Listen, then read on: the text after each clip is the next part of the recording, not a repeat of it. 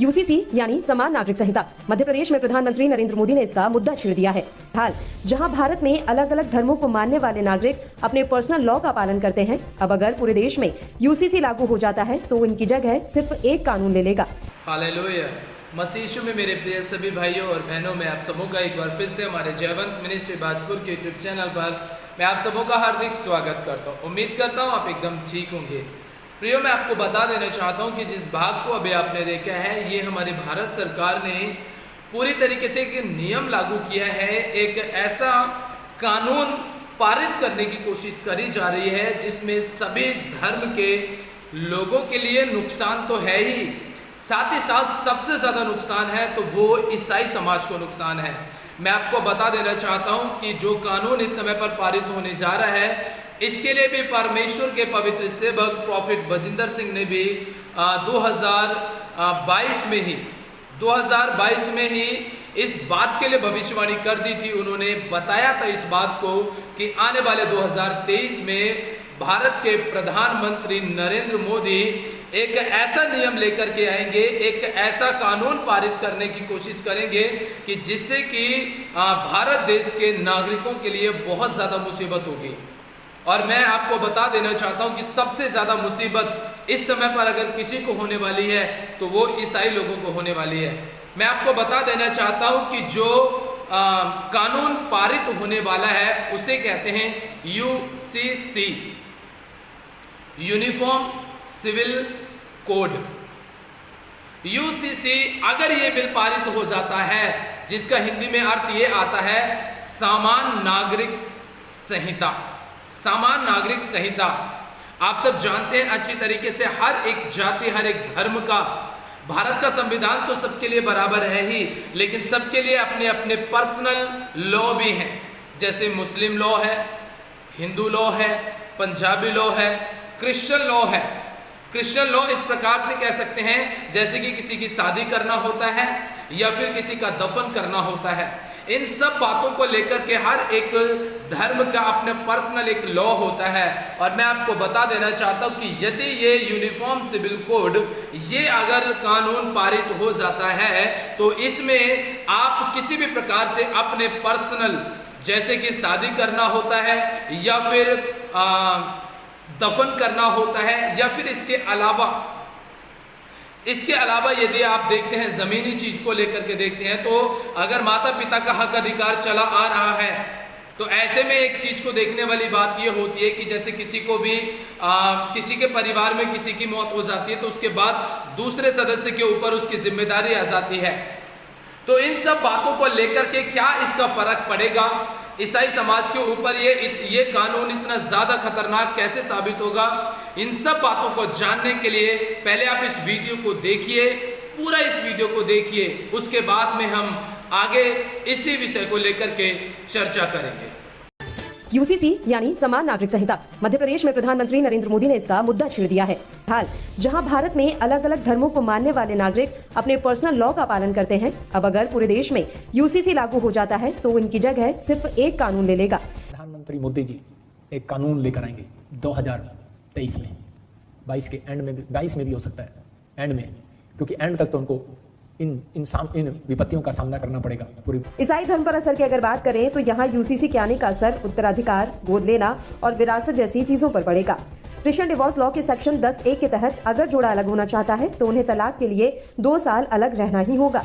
वहीं section act 1925 में कहा गया है कि मां को मृत बच्चों की संपत्ति पर अधिकार नहीं मिलेगा, ऐसी संपत्ति पिता को मिलती है। अगर यूसीसी आता है तो ये प्रावधान खत्म हो जाएंगे। 2023 के बीच में आपको प्रधानमंत्री मोदी जी एक कानून लेकर आएंगे 2023, क्योंकि मुझे मालूम है, मैं जिम्मेवारी लेता हूं, मुझे मालूम है कि किसी का धर्म परिवर्तन बाय फोर्सफुली नहीं हो रहा, मुझे पता है। आप लॉ के हिसाब से रोज धर्म चेंज कर सकते हैं और कानून आपको इजाजत देता है, कोई बंदा आप पर कुछ नहीं कर सकता। हालेलुया।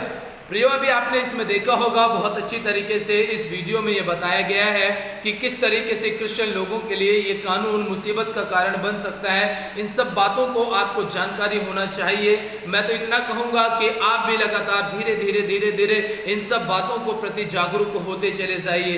एक चीज़ सोचने वाली बात है कि जब इस दुनिया की सरकारें, इस दुनिया का कानून पूरी तरीके से आज ईसाई धर्म के खिलाफ में अपने कानूनों को बनाने की तैयारी कर रहा है, तो मैं आप सभी ईसाई भाई बहनों से ये कहना चाहता हूं, चाहे वो हमारे भारत देश का हो या फिर अन्य किसी देश का हो, जब आपके खिलाफ में ऐसे षड्यंत्र रचा जा रहा है, ऐसी योजनाएं बनाई जा रही हैं, तो क्या आपको एकजुट होकर के प्रार्थना करने की जरूरत नहीं है?